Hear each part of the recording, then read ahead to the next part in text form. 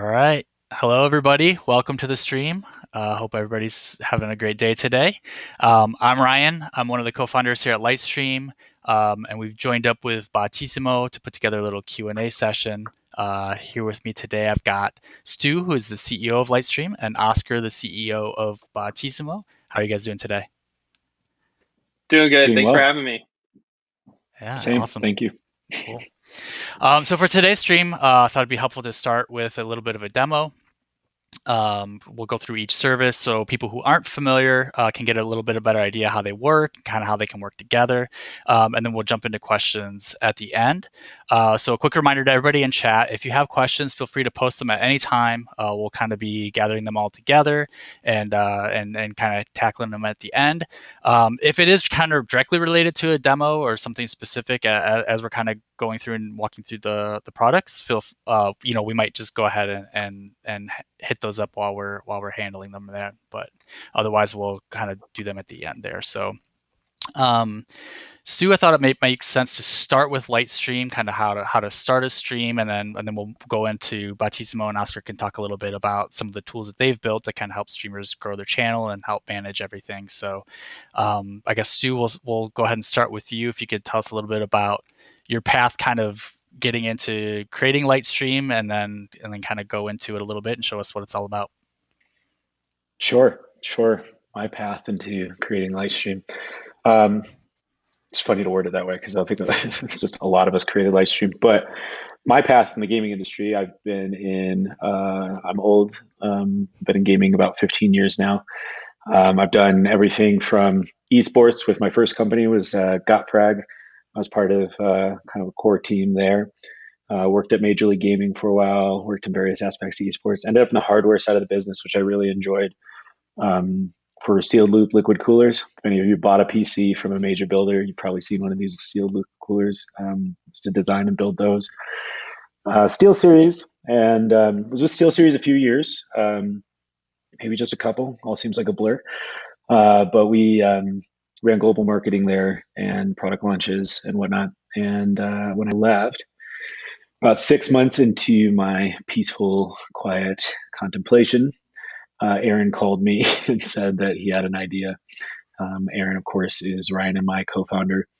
For those of you that don't know, he had already talked to Ryan about designing the brand and the product and everything, and he had already talked to Dan about somehow getting this weird idea to work, and called me to see if I could help put some structure around product, because product is what I did at the time. And we all got together and said Aaron's idea was pretty good and came up with some better ones. Just teasing Aaron a little bit. I hope he's watching. But yeah, so that was 2014. We started building Lightstream, in the studio, which is what I'm about to show you, was the core goal. It was, how can we take something that, OBS is a great piece of software. It just has too many levers for the average person. A lot of the stuff that you're configuring could be automated. And if you're going to build something from scratch, could we build it in a unique way that allows for new capabilities, new possibilities? And so we embarked on this cloud endeavor, which I saw as one of the questions that came up later. So we decided to do the hardest thing we could, and build a cloud version of streaming software. And that took a while to get right. But these days, it works great. It works great for a lot of people. And we have some really cool applications of the technology we built over the last 5 years, that I'm excited to talk about. But that is the short version of what is sometimes too long of a story for me. So Awesome. Well, I guess we'll hop over to a view of your screen here so you can kind of show us a little bit about how it works. Sure. So as we get set up here, and I'll just make sure that we've transitioned. So taking a look at what you're seeing here, this is after I've already logged in. So coming to Lightstream, you're able to log in with whatever platform you plan to stream with. That will, in the background, automatically configure things like your ingest server, stream key, so on and so forth. So really all you have to do is focus on designing your stream. So first thing you'll see in a new project is what you're looking at now. Usually a single scene and your game source in the background.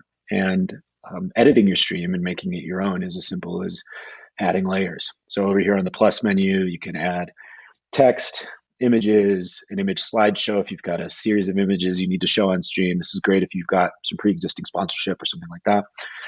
Video clips, allow you to upload pre-recorded video clips. You could use these as intro videos, interlude videos, ending videos. Maybe you have, I've used it on shows before for some friends that had a pre-recorded demo of something they were showing off. Like my friend Allie paints jackets, and so she had a whole like 10-minute video of her painting a denim jacket, and then we cut to interviewing her about her art. And so you can use these for all kinds of things to bring on your show. And then of course the ability to add a camera. I have a snap camera added, which allows me to do some filters and some other stuff. So you can see that that virtual device is showing up here as this yellow block. And then of course, my main Mac camera here. I can just click that. It adds to the scene. I'm surprised that's working considering I'm already using the same camera for the green room. But I can add myself here. And let's go ahead and add an image to brag about Lightstream. And we can go ahead and toss that over here in the corner. I don't like the way that's balanced, and so that's as simple as just deleting that. And I can grab a different image that I've uploaded and instead bring that over here. You can see that it's behind my camera, and that's just simple. You just drag that over here in the layers menu. So it acts and feels a lot like desktop software in the sense that you can drag and drop, move things around. You've got an audio mixer down here in the lower left-hand corner where I can control my microphone volume for the stream as well as the volume of my game source. And so it definitely feels, even though you're in a browser, and in any browser you can access your projects, that it's all right here and that it all feels like desktop software. Again, you have the ability to set up multiple scenes. So down here across the bottom, you're able to set up a starting soon scene. I've kind of dropped an image in here in advance. Thanks for watching stream. You can also set up, bringing on third-party integration. So let's go back to my gameplay. And two of my favorite integrations are Botisimo or Rainmaker. I'm not just saying that because Oscar's here. But yeah, so you just go ahead and click that, and it's pretty simple. So grabbing Botisimo real quick, you can see that it hasn't quite filled the canvas. So I'm going to go ahead and stretch to canvas. And I'm going to drag that to my topmost layer because I want it to appear above all my other stuff. And then I would just paste in my Botisimo URL there. And actually, once you paste that in, you can actually see live previews here inside of Studio and obviously on your stream. A couple other things you can configure that I think are pretty cool about what we do here. Game source, this thing in the background, can receive a video signal from Xbox or PlayStation. We have two different ways to set that up. Partnered with Twitch. We also have this DNS trick that we can do with PlayStation. We have some future integrations coming that I'm really excited about. And what's cool about that is that if you already have a gamer plan, those future integrations will be included in that same gamer plan. It won't cost any more money or anything like that, but there's some really neat stuff that we're working on right now. And then as of right now, we support Twitch, Facebook, and YouTube natively. For the Xbox integration, because we're working with Twitch directly on that, that only can stream to Twitch, but otherwise you're able to stream to other platforms and even custom destinations if you have some other platform that you're interested in or that you're gathering an audience on. And then you just click go live. And from there, on your right, you can pop up this little drawer, which will give you a sub-second preview of your stream up here in the upper right. And then of course your community's chat right there. So that is how to basically set up a gamer project. There's some other cool stuff you can do with our creator projects. I'm going to go through pretty quickly because I want to, most of them, I'm sure the people that we're talking today are most excited about our gamer projects and what we do with console and so on. But I want to show you a couple other things that we're capable of. Like I said, you can have as many projects as you like. They're all stored in the cloud. All your images, pre-recorded video, everything you've uploaded, all your setups, your scenes, whatnot, all stored here in the cloud and available via any computer you're able to log into Lightstream from. I've even actually done a stream from my iPad where I was able to load Lightstream Studio into the desktop browser that it now has. But going into one of these creator projects, our creator projects are sort of, well, the gamer project is focused on our integrations with gaming platforms like Xbox, PlayStation, and some of the others that are coming. The creator project is everything our studio can do. And so what that allows you is a couple of features that you don't have in the gamer project, and that's the ability to bring on guests. So similar to what we're doing for this live stream, you can, at the beginning of the show, you saw Ryan, Oscar, and myself all on the same screen.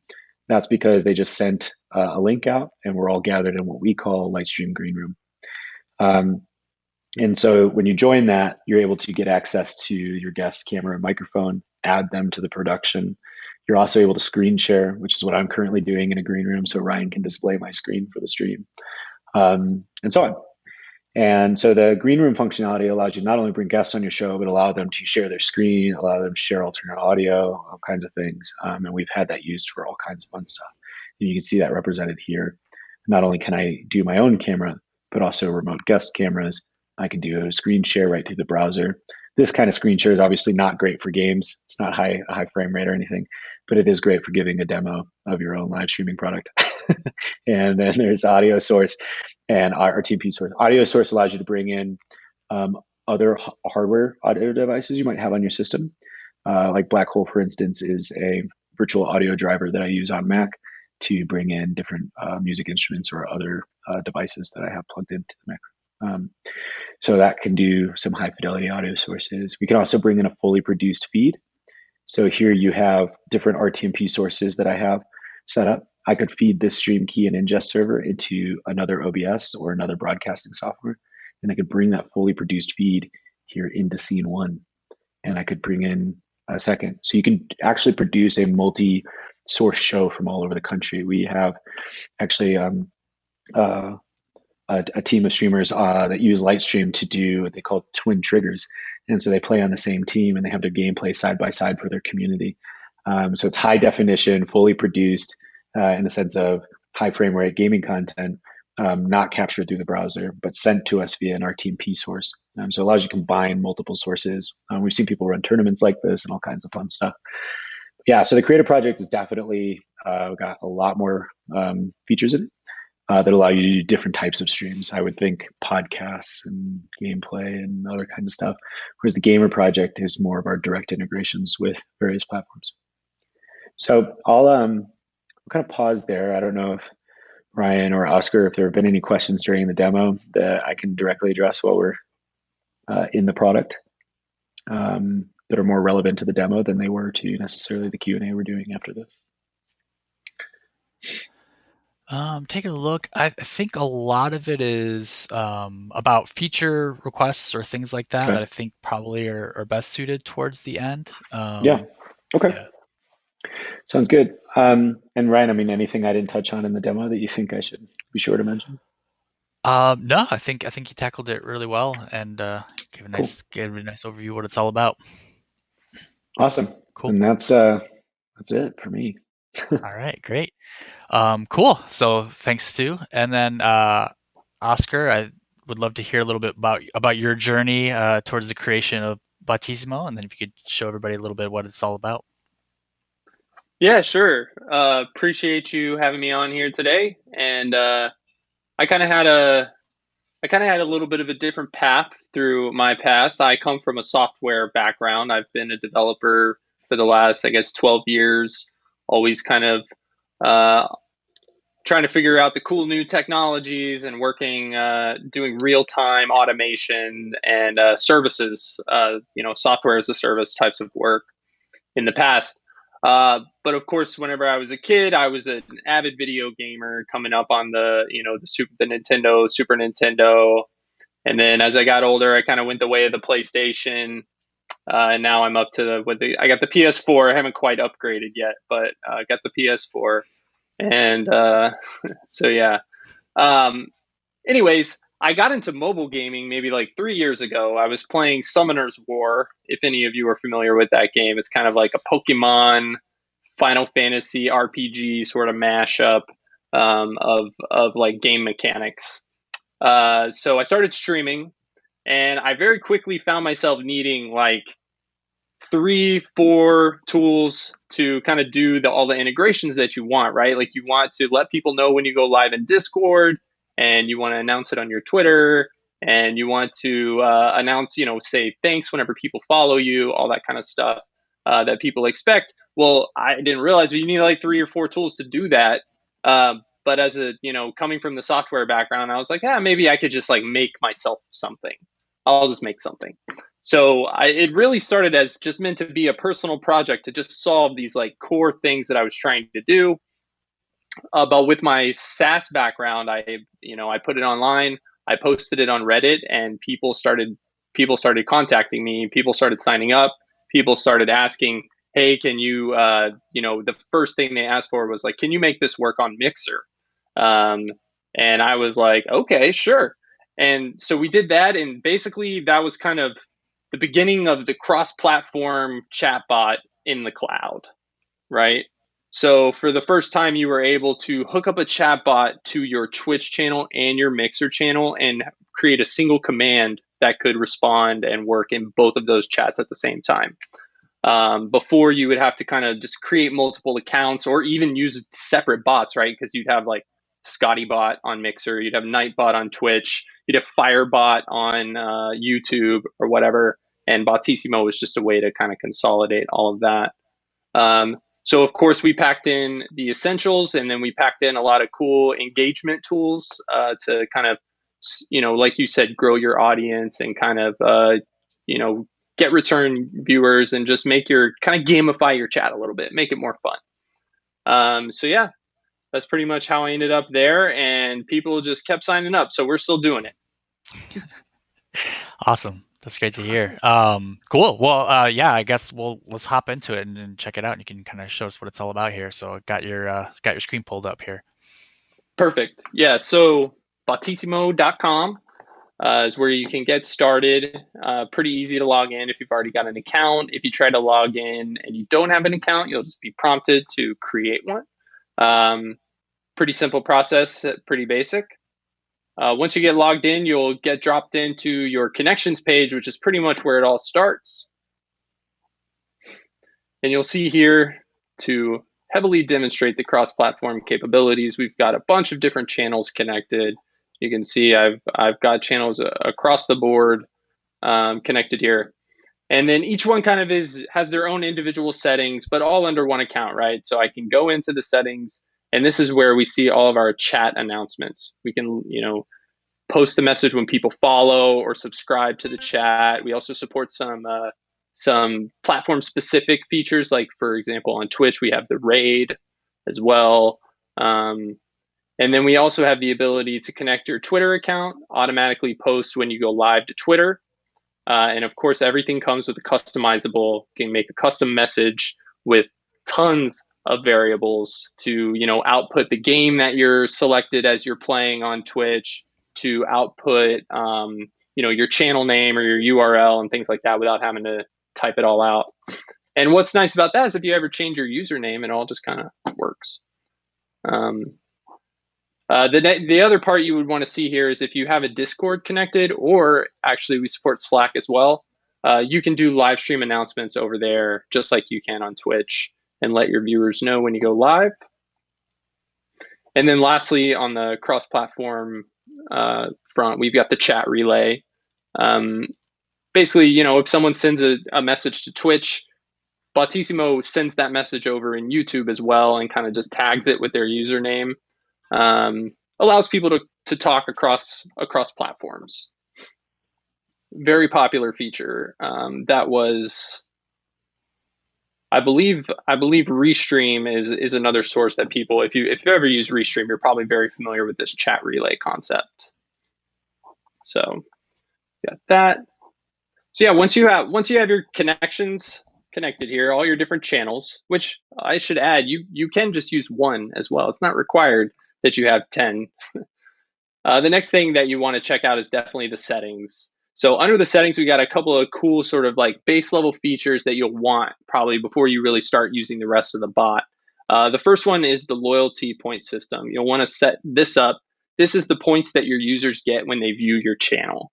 So like if you're live on Twitch, every 5 minutes, your viewers will get these points. We collect the data by using the Twitch, the public Twitch APIs. We're not doing anything crazy here to like spy on your channel or anything like that. And it just it adds like a currency system to your channel and starts to create an economy. People who spend more time in your channel get more points. The next thing is the donation page. If you're streaming, if you're trying to build your streaming empire, we all start from modest beginnings with our PayPal donation page, right? So pretty simple setup here. You just take your PayPal email, let us know what it is. put a little description in here that you want people to know about, your channel, maybe why you're raising your donations or whatever it may be. And then you'll get a link to your donation page here, and we'll go ahead and just kind of give you a peek at what a donation page looks like. Here we go. Cool. And so you can see my little blurb gets put up here in the top. It pulls my avatar from my connections, automatically, so I don't have to upload a profile picture or anything. And then it gives users your viewers some easy options, as well as the ability to do a custom option and post a message to your chat with the donation. Of course, if you're doing it for a charity or anything like that, it's supported as well. It's really you just need any old PayPal email, right? And it'll just hook up and they'll get the money. The last thing is pretty nice, something that we started kind of recently, and also introduced to you our fancy mascot that we call Boti. These are brand new 3D renders of our Botisimo character that we've showcased on our referrals page here. It just happened to be the next thing that we were working on. So we're like, we got to get these guys out there. So what we have is a referral program. I think Lightstream also has a similar program, right? You get a link with a referral code on it.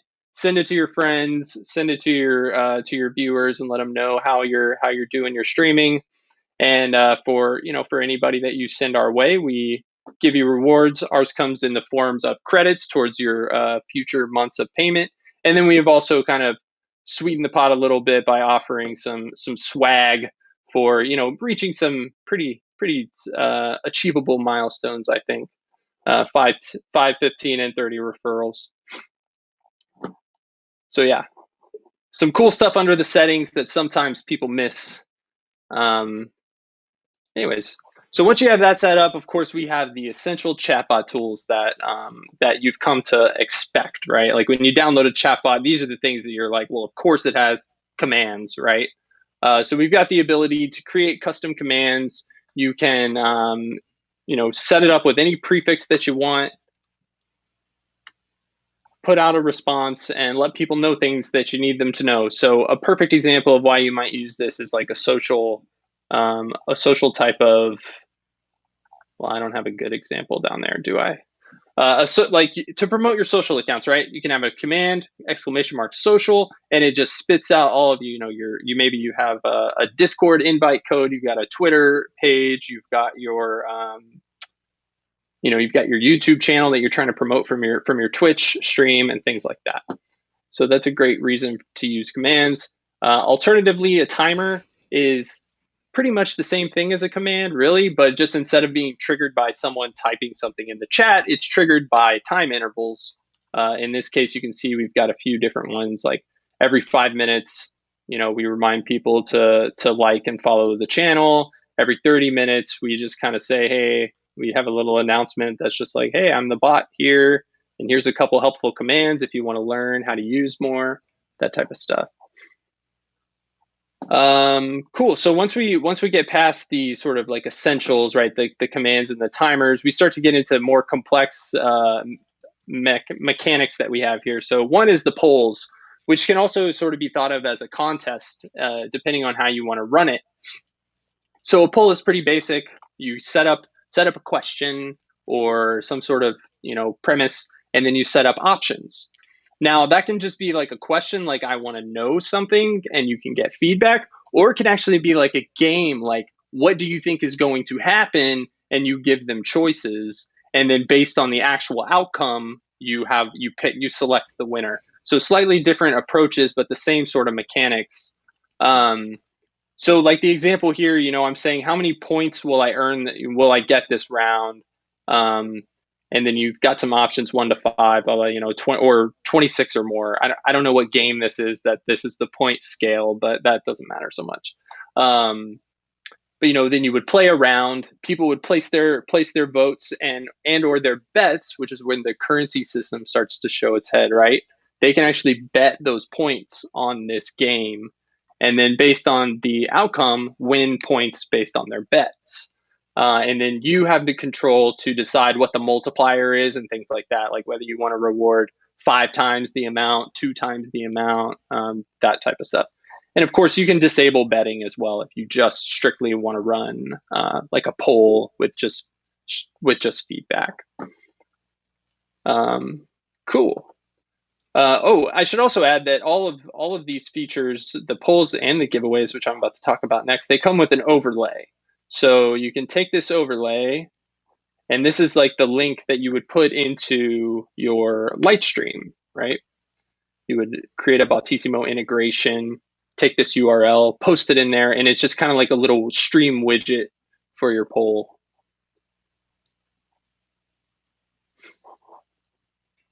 All right. So giveaways is pretty self-explanatory, I guess. You give stuff away, right? But I should clarify, it's like a giveaway platform. So it's an open platform. We don't actually provide the products. You would have to fulfill any of the products that you claim to give away. But we just kind of provide a way for you to do it. So you can create a giveaway, whether you were trying to give away a controller or even just like a gift card promo code. Or I also encourage you to be a little more, for those of you on like a stricter budget, like be creative. You don't always have to give away something. It could be like for example, if you really like some game and you're pretty good at it and you're high level, something you might give away is like an account review. Some people enter for a review, someone wins, and you actually do a live review of their account on stream and give some feedback, which is like kind of silly idea, but just the ways that you can give stuff away without it actually like costing you money, but still like engages people and makes your stream more fun. So yeah, people can enter using !enter command. And then whenever you're ready, you just pick a winner.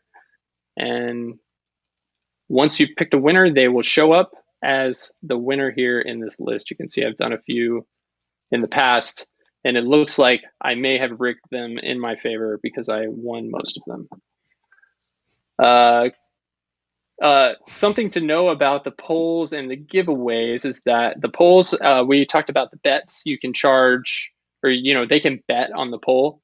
Giveaways, you can actually charge them points to enter, right? So I can say, well, you have to pay 200 points to enter this giveaway. And that's sort of basically like saying you have to have watched my stream for more than an hour or something like that.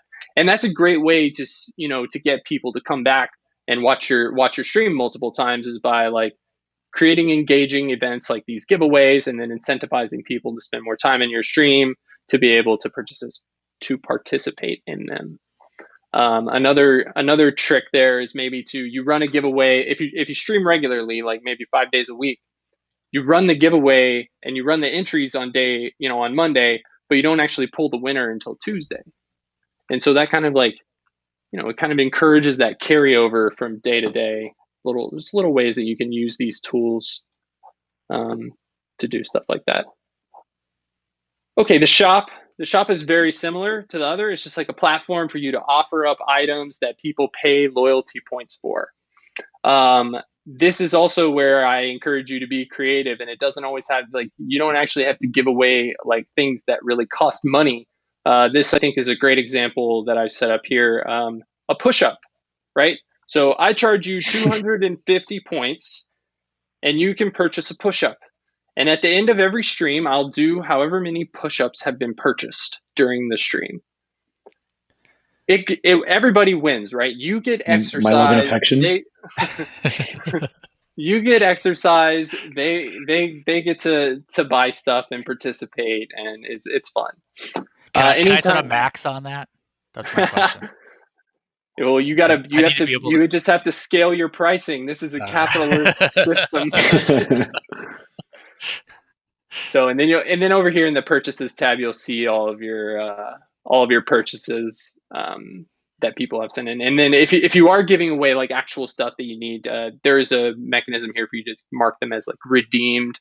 Like if you're giving away T-shirts or something, you kind of say, oh, okay, yeah, I sent this person their T-shirt or their gift card code or whatever. All right, and then the last cool and engaging feature we have is the music player, which I don't think it's playing right now, but it was playing in maybe the beginning scene. Yeah, we're using Botisimo to run the music in the intro, and we'll run it again a little later. So Yeah, so super cool. Just like it's really just like an interface for YouTube, more or less. We've got this music player. It's a queue of YouTube songs that you can set up, but it gives you some rules to set, and it also allows you to accept song requests via the chat. Although that is not enabled here, so don't try to request any songs. But yes, so for example, you can enable song requests. You can say what platforms you want it. You can, again, the loyalty points sort of come out through all of the features, right? Like I can charge loyalty points to request songs, and then you can set a request limit so that one person can't just like request like 30 songs, right? You kind of make them wait until one of their songs plays before they can request another one. And then a really useful feature here, especially with the new DMCA stuff, is that you can limit the YouTube channel that people can request songs from. So this is great if you have like purchase a Monster Cat Gold subscription, or if you've registered as a creator for like Chill Hop Music, for example. You could limit song requests just to their YouTube channel, so you don't have to worry about breaking any DMCA rules here. And then more generally, you can just limit anyone from requesting anything that's not in the quote unquote music category in YouTube. And that's a much broader filter there. Excuse me. So yeah, and then of course, just like all of our other features, the music player also comes with an overlay widget. This one is unique in that it actually plays music. So it's a great way to add music to your stream if you're streaming directly from console using Lightstream. So you saw earlier, Stu showed you how to add overlays into Lightstream, and basically you would just take this music player widget, drop it in there, and then you'll have some music playing. I doubt audio is going through here, but it's just brings up the YouTube embed, and then it also has just like a little title and artist card down in the bottom. Pretty basic. It can be styled though a little bit in our stream overlays section, which is probably the last thing that we really can look at here. Is that we've just got a whole suite of stream overlays that just kind of call back to all the different features that we have, right? So the event list is just a list of all of those events that happen in your channel: follows, raids, all that type of stuff that we talked about earlier. The chat is just a chat version, or sorry, it's just like a web hosted chat feed of what is going on in your Twitch channel or YouTube channel. And we actually support a multi-chat here. If you've got multiple platforms connected, this multi-chat overlay will bring them all into a single feed in your stream. We can also do voice integration with Discord. It's just a visual display of who's talking in Discord right now. It does not do the actual audio. That is something that would be cool. It seems like that could almost be like a product of its own, to push audio from Discord to Lightstream. Maybe Lightstream should look into that. Seems maybe more up your alley. Are you writing my roadmap right now? I might be. Get to work. No, anyway, and then we also have the poll and the giveaway overlays are here so you can have access to them here. And then we also have all the music type of stuff we have. We have a few different variations of the music overlay. One is the live music player, which is what we just looked at. We've also got a now playing one, which is a static version. It's the same thing. But instead of having the video and the audio playing, it's just the thumbnail and the title and everything, but no audio. So this is something that you would use actually if you were using a desktop streaming solution and you already had the audio piping through your desktop. Then you would maybe use the now playing overlay instead.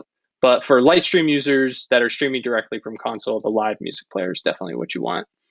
Spotify is officially, it's in beta, so you can't have it yet. We're still waiting for approval from Spotify to actually run this integration, so stay tuned. And then lastly, we did the same thing. The last FM is just a static. It doesn't send any audio through, but if you put in a last FM username here, you can load up a overlay that will show their last scrobbled song or whatever they call it. I think it's scrobbling. And then last but not least, we have this is brand new. Last week, the rotate overlay.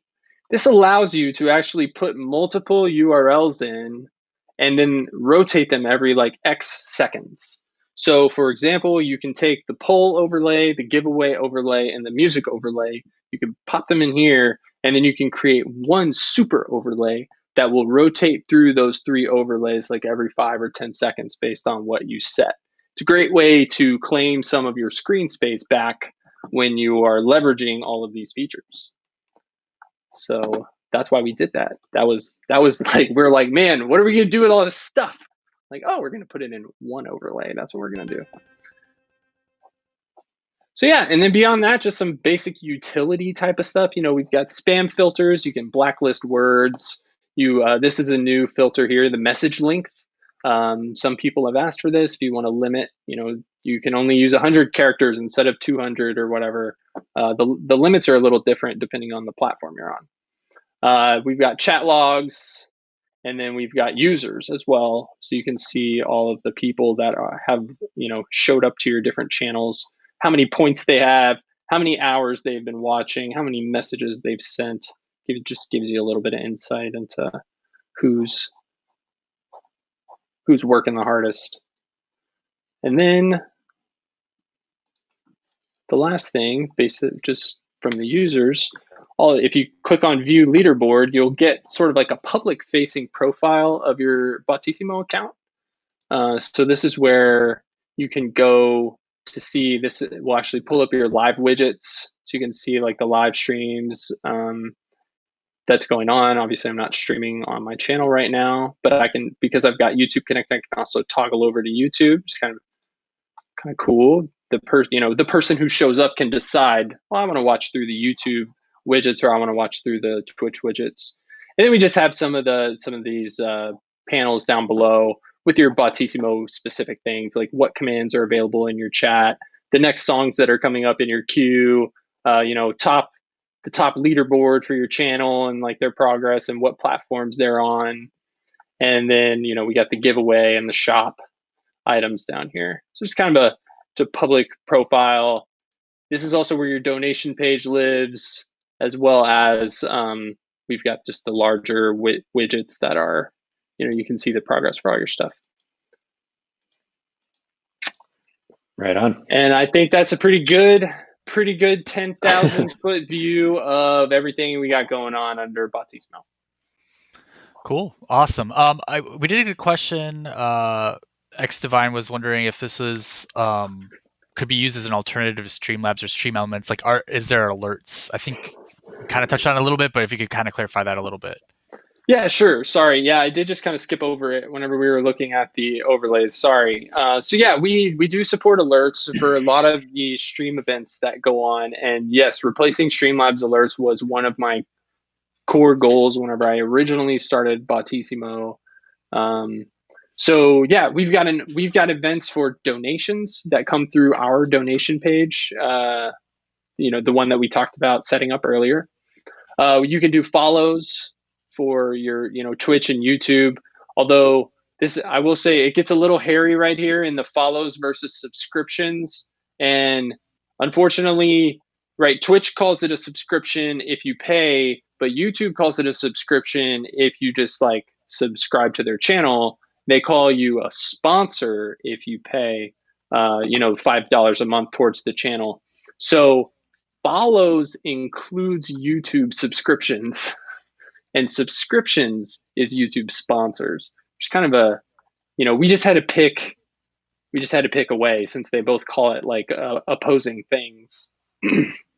So that's how we handled that. So yeah, there's a little bit of confusion there. Anyways, the host alerts, raids, these are obviously Twitch specific. There is no hosting on YouTube or raids. Bits is going to work for Twitch bits as well as YouTube super chats. So should probably should change this label here. It was bits. It was just bits for a while, but we added YouTube super chats as well. So those will pop up. And then what's cool about these is it'll pass through the actual message that they put. If you just leave this message blank here, it'll use the message that they put in when they donated the bits or they donated the super chat.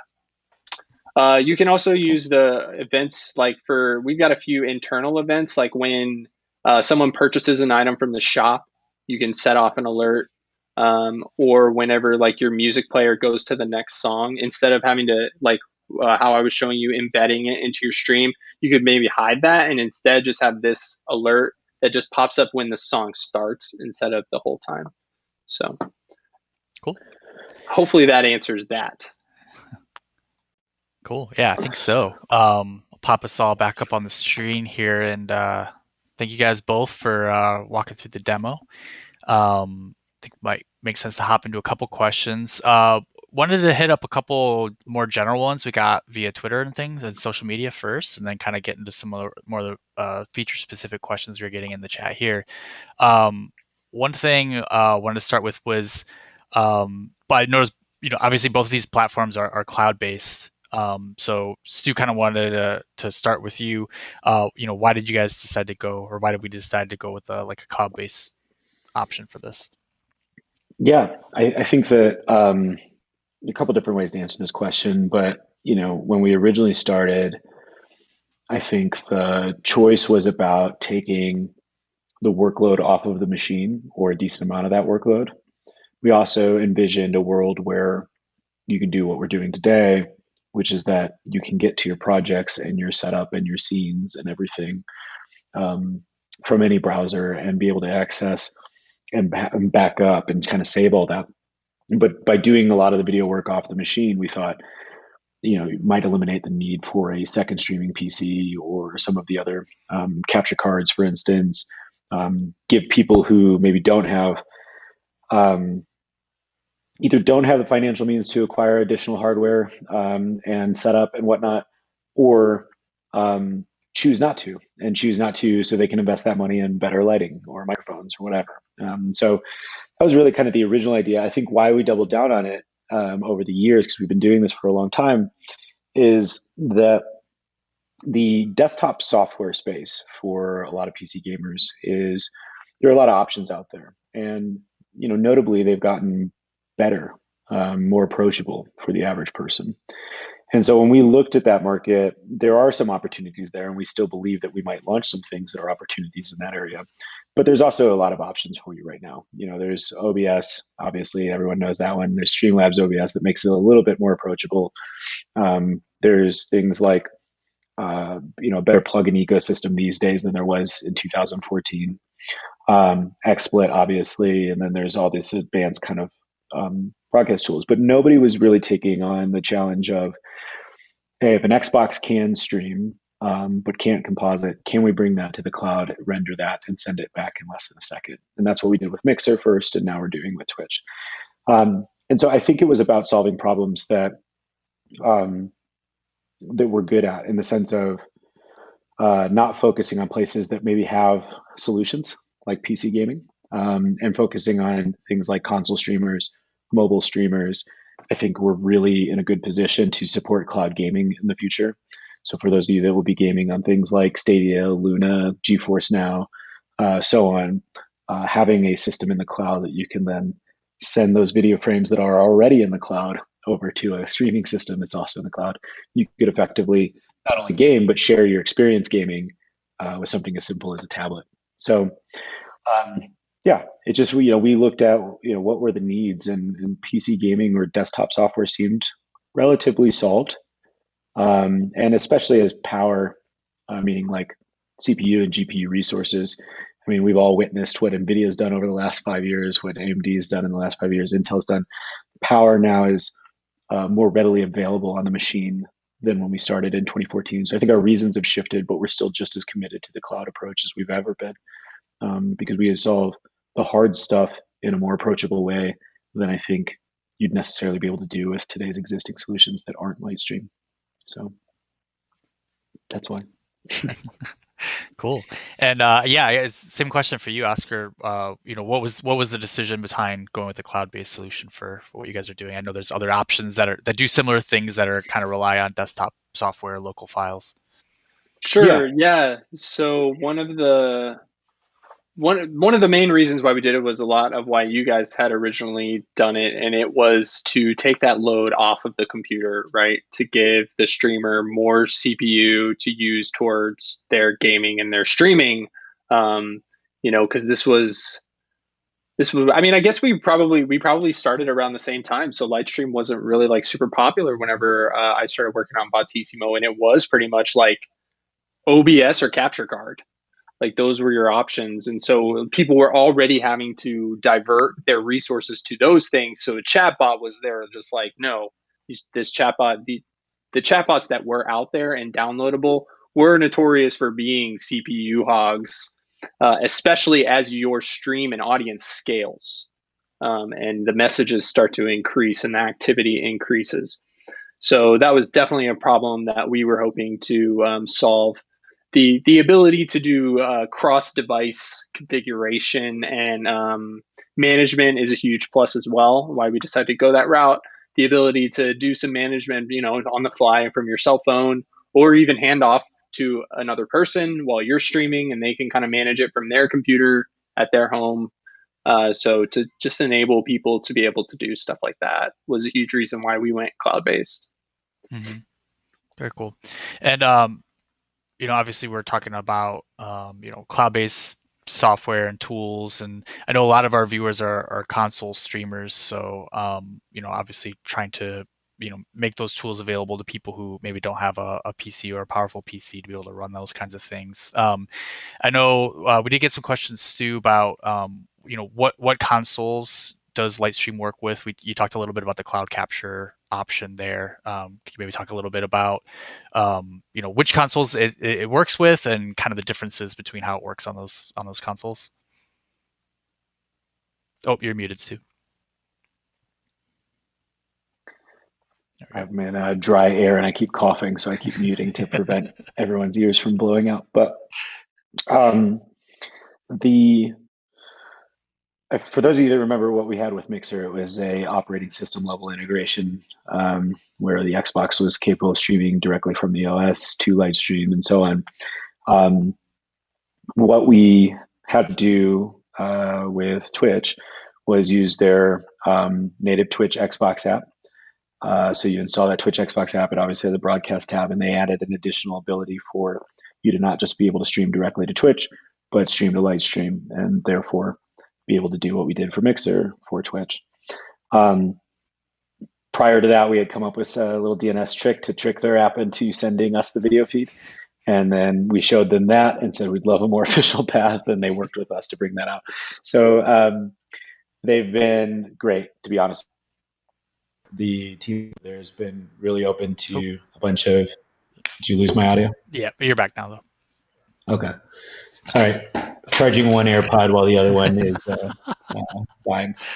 So they've been really great. We have some future plans that I don't know that I'm allowed to discuss, but we have some pretty exciting things planned with Twitch, specifically, not just about additional consoles, but potentially additional devices that they're present on.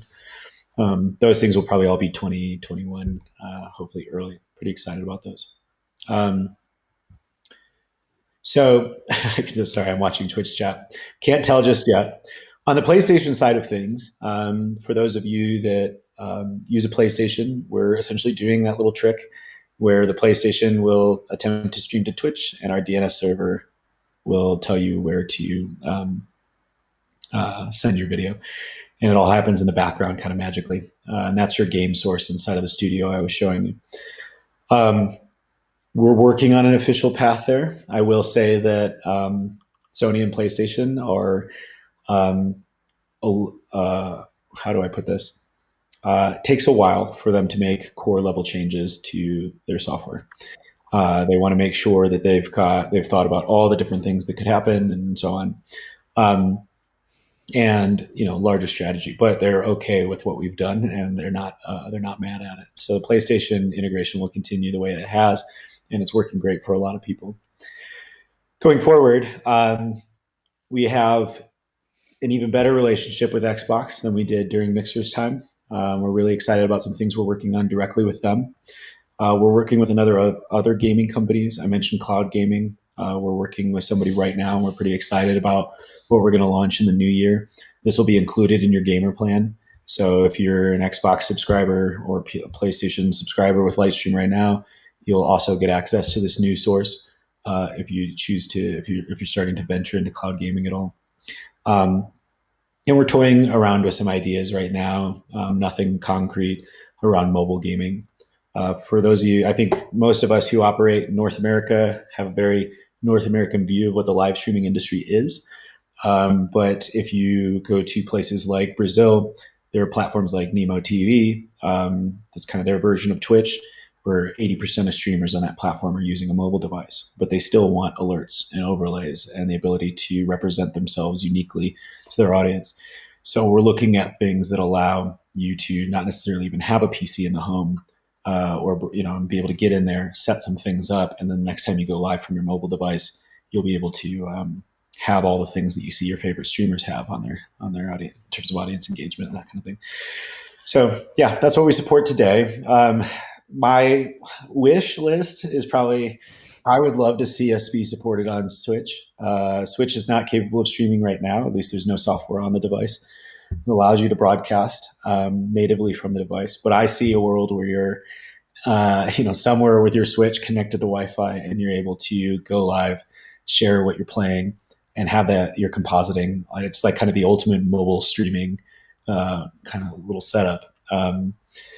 Been trying for a long time to talk to Nintendo. So if anybody knows anybody, let me know.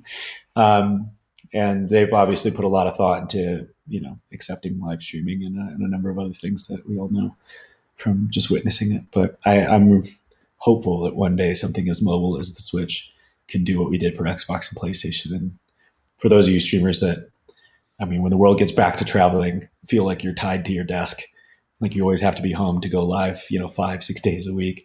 It'd be cool if you had a little Switch with you that allowed you a little, another degree of freedom to travel and still be able to stream to your audience some gameplay.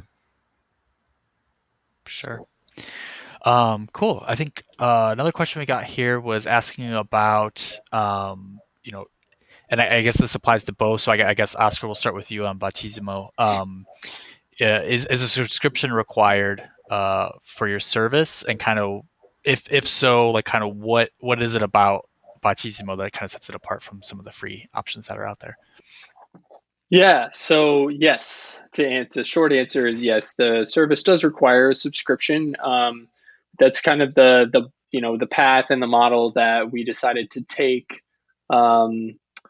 with our service, kind of like, making our promise to our users that, they will remain the customers and not be the product, right? Like, we want to work on Botisimo.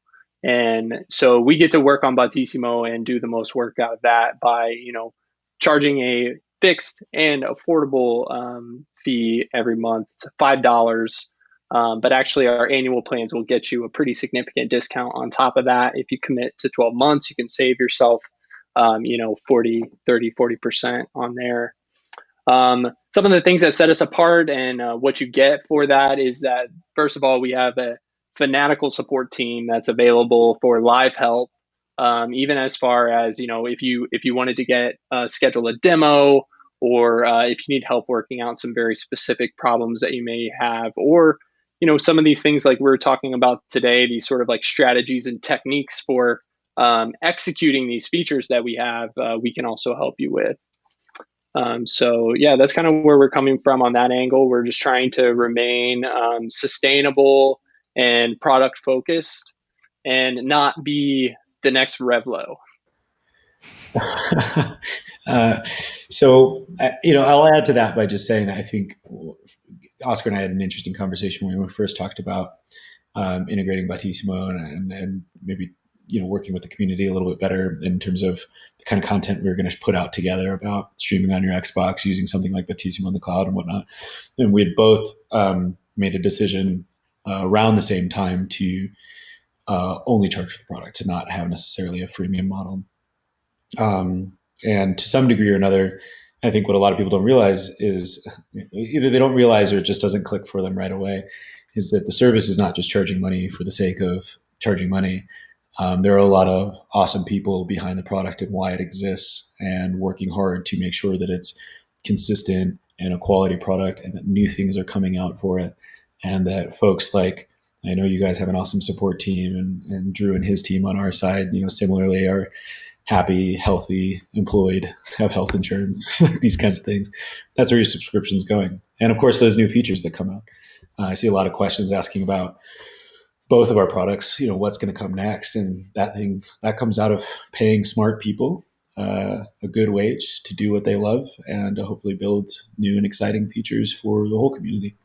So yeah, it's in a perfect world, we'd all just be kind of sharing our art, whatever that might be, and all of our basic needs would be taken care of. It's kind of the Star Trek universe, no money anymore. But in this world, the dollars go towards making sure that everyone's able to keep building some pretty cool stuff and do that for a living instead of a nights and weekends project, which I'm sure Botisimo started the same way we did. The nights and weekends projects take a long time to go anywhere. Oh yeah. Lots of burning the midnight oil, as they say. Not that it's gotten any better, but things are happening faster. So yeah, what other questions do we have on the list, Ryan? I did have a question about obviously both products. Both kind of mentioned Mixer and supporting Mixer early on, and we had a question from SciTech about what are your thoughts about the Mixer shutdown and the impact that had, both kind of on the industry and on your product. Go ahead and Stu, if you want to go ahead and start, and then we'll go to Sure. Oscar. Obviously, we had a fairly tight partnership with these guys for a number of years. We were very excited about the Mixer platform for a number of reasons. One, it was the chance to build a new community, not necessarily better or worse, but just a different type of community that was focused around a different type of audience engagement and so on and so forth. And a lot of new streamers were able to join a new platform and make a name for themselves, where some of the larger platforms are fairly saturated with existing brands and names. So there was a lot to root for in terms of the Mixer platform. There's a lot I could say. There's a lot that I probably don't know about, how I might have done things differently if I were on that team, or how I might see some of the decisions that were made and so on. And there's probably a lot of rooms I wasn't in and therefore not privy to the information on why they made those decisions. So who knows? To say that we were sad about Mixer going away, I think is obvious. I'm not just saying that from a self-serving standpoint, that our team worked really hard on something for a very long time with that group of people, and it accounted for quite a bit of why Lightstream continued to exist for so long. But outside of those kind of obvious reasons that I would be sad to see them go, I think Mixer represented a new community that felt different than a lot of the other communities. It felt more tight-knit, even as they were getting bigger. It felt more in touch. And so it was sad to see it go. And then on a business side, 99% of PC gamers play on a Windows machine. Half of all console players play on an Xbox or something close to that. 27 or something ridiculous game studios owned by Microsoft. They had the distribution to truly challenge the market and create something different. I feel like they could, had they played the cards differently, been a real contender. There's a movie quote in there somewhere. You could have been a contender. But I really thought there was some cool stuff that they could have done as I say independent in the sense that they didn't have any kind of previous notions of what it should be, and they experimented a lot. They tried a lot of new things. We had an experiment going with them this summer around how creators that had not made partner yet could make money and see some economic opportunity. And Mixer believed in that. And we were building, that was going to be released for all creators. So there's a lot of reasons that they were just willing to play around a little bit more, to try some new things out, to explore. That some of the bigger platforms that are owned by much larger, Mixer was in its own bubble at Microsoft. So even though Microsoft's a massive company, just like Facebook, just like Amazon, just like Google, Mixer was seemingly able to move around a little bit and try some things differently. So yeah, it was a bummer for a lot of reasons. But what are you going to do? We weren't the decision makers there. So Yeah, they also had some pretty innovative things. You were mentioning that they kind of had like a unique and sort of fresh approach. A couple things that I remember from Mixer that was really cool was the mix play and the mix it up feature that yeah, actually I believe that Twitch has copied now, called channel. Twitch is calling it channel points, but Mixer allowed you to spend points to just like click these buttons underneath the stream, and then it would do stuff, yeah, right? And the user could just make it do whatever. Well, Twitch has kind of taken that idea and they made the channel points, and now they have buttons and stuff in the stream. I think those. So Yeah, I mean that's two sided as well. I think Mixer having two virtual currencies was a mistake. um, yeah, there are little things like that, but uh, yeah, for at any sure. rate, What yeah, else did they have? I also saw they were the first man, people to do co-streaming. they Uh, had games. Yeah, the co-streaming was really cool. You was a guys really can pretty much solve that with your green room though. So that's pretty cool. What yeah, was there was a game where these guys would it was just these overgrown guys in a city, and they like played soccer or something over this city. I don't But Yeah, I you forget could the play the name of the game game, but from the Mixer channel. It was really yeah. cool. But it was like it basically took the idea of like Twitch plays to the next level and like integrated it into the platform. Is a really neat approach. yeah. I feel bad for those game studios like that were building games for Mixer and that just were like, sorry. I think also the thing that Mixer's team, and this isn't to say that any other team isn't just as, but there was a lot of heart on Mixer's team for trying to build a place that people liked to be.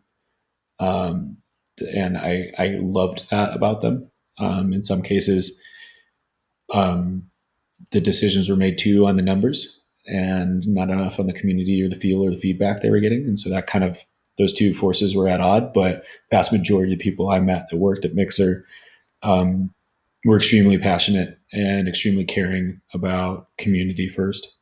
And that stood out to me in a time where other platforms really struggled with either identity in the gaming market, and the ones who had a strong identity struggled with building a community that felt community, you know?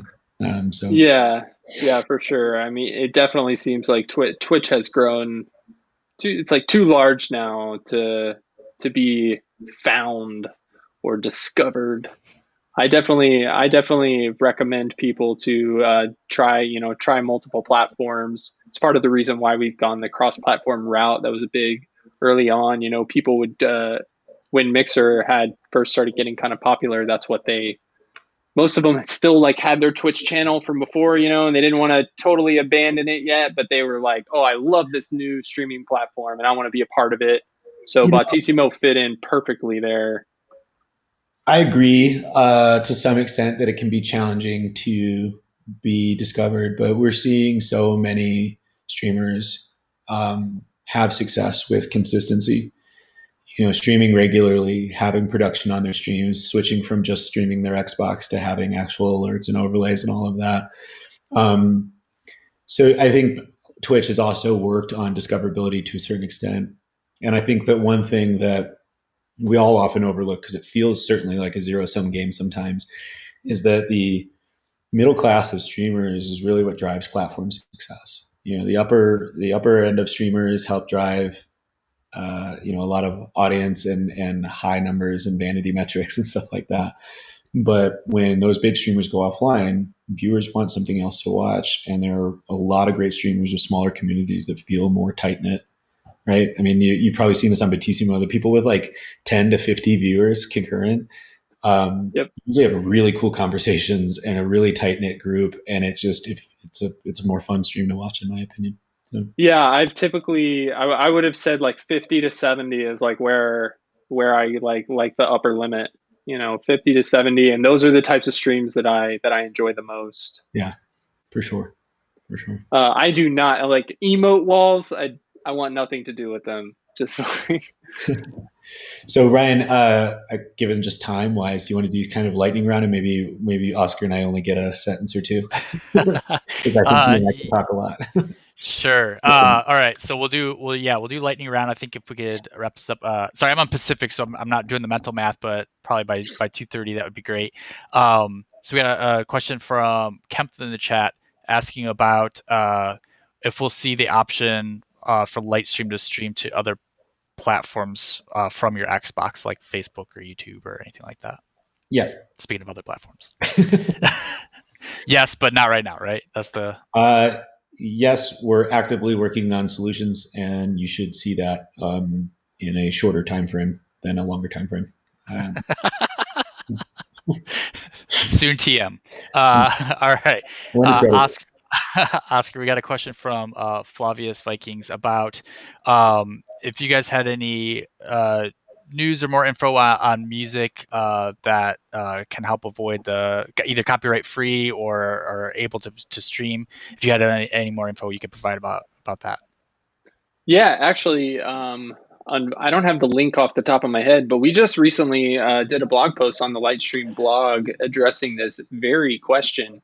Oh, there it is. Just posted it in the chat. There we go. Wow. Yeah. So here in this article, we put forth four options that we really like. It is not a definitive list, but it's got one paid option, which is the Monster Cat Gold subscription. Great way to just get some really high quality, like up tempo EDM music from like really professional artists. $5 a month. To me, it's a steal. You can use it on Twitch. You can use it on your YouTube videos. And I believe it even carries over beyond. Like if you make the YouTube video during the month that you paid, you have the license for that content in perpetuity, even if you cancel your subscription. So, I mean, it's hard to do better than that. If you make content, it pays for itself easily. Can we throw out another name that's similar to Monster Cat? Is if you haven't heard of Tucker or Jericho on Twitch, he started a music label last year called Night Mode. All music released on the label is free to use on your stream forever. Nice. So if you look up Night Mode, you can. I think he's got a couple of different ways you can bring that playlist onto your stream. But yeah, you should definitely check that out. It's good tunes if you're into that genre of music, and it's by a fellow streamer who gets it. So. Yeah, and if they've got it on YouTube, you can use our music player to get it in your live stream. So the other option I was just going to point out real quick that's also free, but there's just like a little different music is Chill Hop. Chill Hop music's got some really, like low energy, sort of like what they might say like study beats type of stuff. Good if you're doing like just chatting type of streams. Maybe you don't want like dubstep, like rawing in the background while you're drinking coffee in the morning. Maybe you do. I don't know. You haven't met my buddy Rob. The only way I drink my coffee. Cool. Stu, we did get a question from King Rich asking when the sponsorship program is starting. I assume they're referring to the Rainmaker sponsorships there. Well, Your Majesty, we are actively working with, I think the approach is different for us than a lot of these other tools that are popping up all over the place. Is we're trying to work with the platforms. So I was referring to it a little bit around Mixer. We think that more powerful opportunities and less chance of it being eventually taken away as an option is to actually partner with the platform. So we're engaged in multiple conversations right now to get kind of official platform approval to bring these things to life. It's a longer road for sure. There are other groups out there that are kind of providing a marketplace or sponsored opportunities and that sort of stuff. In some ways, some of these products violate terms of service. And so we don't want to be one of those. I'm not going to name names. I think I respect a lot of other entrepreneurs in the space and I respect the hustle. So we're just taking a different path ourselves. to create a more official path and for the long run. And I think this will benefit those other companies in the long run too. If we're able to successfully have these conversations with the platform and the platform approves it, then everybody else can join into in a more official path. But it's our goal. Obviously, it was our goal to have it out sooner, and so our apologies for how long this has taken.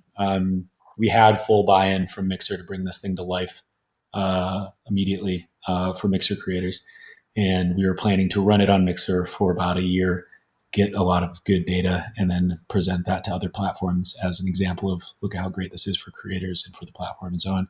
Obviously, the abrupt end of Mixer meant we had a lot less data to present going into our negotiations with other platforms. But we are still working on it. Literally talk about it every week, talk to the platforms at least every couple of weeks. But it's a challenge. So hopefully soon, really, truly, hopefully soon. Cool.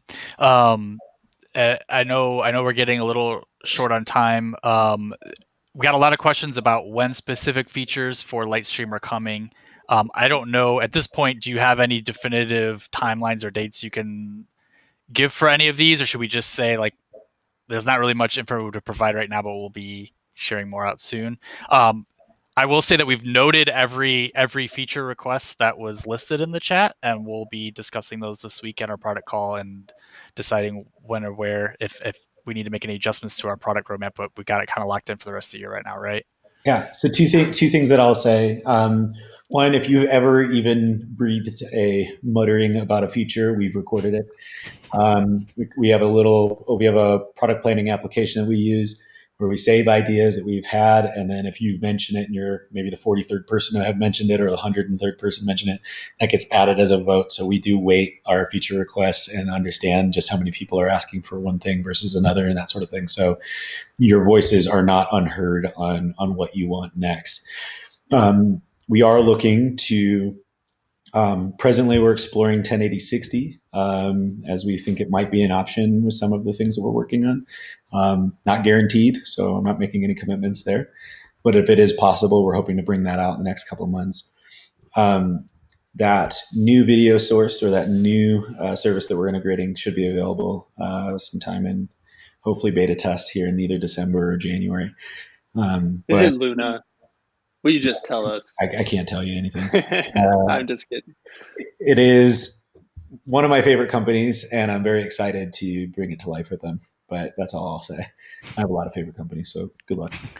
But in terms of other features, there's nothing really locked in. What we're looking at now is mainly just really locking down, quality and consistency through the end of the year, especially as everybody has their new consoles and is trying to go live, and just make sure that you're having a good experience. That's really where our focus is right now. But yeah, not a lot of big announcements just yet. All right. So just to reiterate for everybody in chat, we did hear you. We're taking a look at everything, and we're working on things as fast as possible and getting things out as fast as possible. But a lot of these things take a little bit of time. So we'll for sure keep you updated as new things develop. I did see a question that I didn't know if we had an answer for this or not. Stu, Kempth was asking about adding in a mic and webcam via an iPad. Is that possible via Lightstream right now? He wasn't able to get it to work, or wasn't able to do it. So is there a special trick, or how does that work? Yeah, I think I saw Lightstream Mike in chat, so I'll give him a shout out because he was helping me work this out. But Mike and I have been testing. I do a lot of my work on an iPad, and I can actually load Studio in. I can do quite a bit. Kemp, you're a good example of somebody who's able to manage their whole Xbox stream for the most part from something like a tablet. Two of the things that are limiting adding a mic and a camera from the iPad are actually interface stuff, not capability. So hoping that's a quick win for us actually in the next 30 days or so to knock that out. But it's just a matter of being able to select it. But you should very soon. Cool. All right, cool. Well, I know we're getting low on time. I think we covered most of the questions I saw in chat outside of like specific feature requests or timing questions. So I just wanted I'm happy to stay a little longer too. I mean, okay. Honestly, we have some questions, and I want to make sure the community feels like we answered them all. Oscar, I saw a few that you have. Did you see these in the chat? Somebody asked if you can use Botisimo to replace Restream. You were talking about the chat relay service in particular, right? Not necessarily Restreaming, or You cannot use Botisimo to replace Restream, the streaming side of it. I would think you would use Lightstream to potentially replace that. But you can use Botisimo to replace the Restream chat relay, right? So specifically the feature that takes messages from YouTube and posts them over to Twitch, for example, and vice versa. And then somebody asked regarding specifically next-gen consoles, if we're adding anything. On our side, that's where the 1080/60 potential is coming from. We think that that might be an option. And again, some of that other stuff I talked about, where being able to go to multiple platforms and stuff like that might be an option soon, is here in that next gen. So otherwise, we're just hoping for better quality from the hardware itself, and something that we can better measure in terms of what we're receiving, so that we can better react to it on our video engine and therefore produce a better end result for your audience. But otherwise, I think this is a good thing. Honestly, the next gen consoles have kept all the current capabilities of being able to stream with something like us, and then potentially have actually upped the game in terms of quality, lesser impact on your gameplay, and like I said, we're working on a couple things that will kind of extend some of that. So, yeah, no setbacks from the next gen. Only a couple steps forward. So, pretty excited about that. Ryan, was there anything else on your list? No, thanks for popping in on that one. I missed that one coming through. Like I said, most of the ones that I had seen were kind of feature related, like around green screens or hotkeys, asking about the timing of that. I didn't know if you wanted to elaborate on any of those or not. Sure. But I think green screen and hotkeys were two of the most common ones. Okay, so let's talk hotkeys for a second. I'll give you kind of a brief explanation of why this is a challenge. Hotkeys only work for a browser service if that browser is currently in focus. So we might be able to do hotkeys if you had a tablet or like a laptop or something set up, near your Xbox, and you always had Studio as the main window, and then your hotkeys can be read from the browser. If you put Studio in the background, or any browser, for instance, it's like kind of like Gmail has hotkeys, for instance, but they only work if you're looking at Gmail presently. So that's one of the challenges there. What we think we might do instead is something like look at our remote and maybe add some additional functionality there, where it can come over the API as opposed to being. And so I'd be very curious to hear kind of, and feel free to submit these any way you can. I know Ricky's in chat, but hotkeys for specific types of things, because maybe we can just add those as explicit shortcuts in the remote, which is a much more viable option, I think, than traditional hotkey style, where you're able to like program, some key combination to some reaction. So that's the answer to that one. Stream Deck, yes, we have a very healthy relationship with the team over at Corsair, and the team over at Elgato. I love a lot of the products that they've built. I know it might seem like we would be competitors, given that they make capture cards, and we make something that reduces the need for one. But kind of what you might not think is that they look at us as a way for more people to get started streaming, and to check the streaming out. And they also produce a lot of other products that make your stream better, like microphones and lights and so on. And so what you might not spend on a capture card because you're using something like Lightstream, you can then save your money and get a better microphone from Elgato or lights or something like that. So in that vein, the relationship lends to that we are very interested in exploring. Stream Deck has some web API capabilities that we think we're going to potentially work together on in the new year.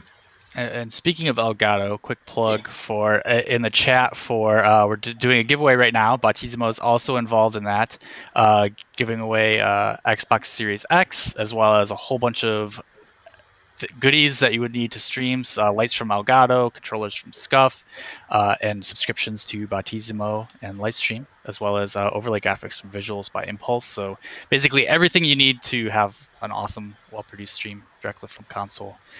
So feel free to check that out. And it is US only, unfortunately. Legal things that I was told need to be in place in order to do more than US only. That we'll try to work on for the next time. But yeah, just want to throw that out there. Just gonna have to move, I guess. Yeah. Mobile app for Lightstream. We've not done a mobile app yet. I'm assuming you've seen the remote control, and you might be talking about Studio being available via mobile app. As we were talking about a little bit earlier, you can load the full Studio in a tablet browser if it's got desktop support. On the phone, unfortunately, you do need a desktop browser to edit your stream and that sort of thing as of right now. We've given some early thoughts about how you might build the editor into something as small as a phone, but it would be a unique design challenge that I'm sure Ryan is very excited about. Cramming all that into a. We'll make it work. We can figure out a way to make it work. If that's it, I mean, I'm happy to call it, unless there's anything. Cool.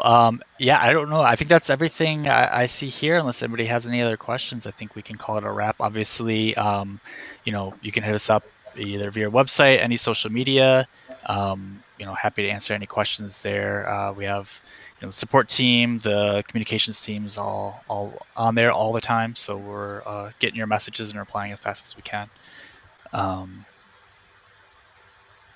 Sorry, I was just double checking. I don't see anything else here in chat, so I think we're good for today. I want to thank you guys for taking the time out to come and chat with me and chat with everybody here. I think Ricky can correct me if I'm wrong, but I think actually Flavius Kings was here in chat a little bit ago. He asked a couple questions that we answered. He's streaming right now, so I think we're gonna go ahead and raid that channel. He's a Lightstream partner, so I want to say thank you. But again, thank you guys both for your time, and then I think we'll go ahead and raid his channel shortly after that. Awesome. Thanks so much for having me, guys. I appreciate you giving me the opportunity to share what we got going on and just kind of talk about what's going on in the space.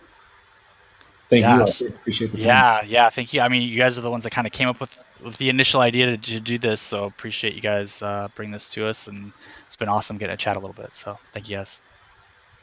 All right, cool. Well, we're gonna raid Flavius Kings here. He's playing some Marvel's Avengers. So show him a little bit of love in the chat when you guys get over there. And like I said, feel free to hit us up anytime if you have any other questions. It's golightstream.com, botisimo.com, and we'll catch you all later. Thanks.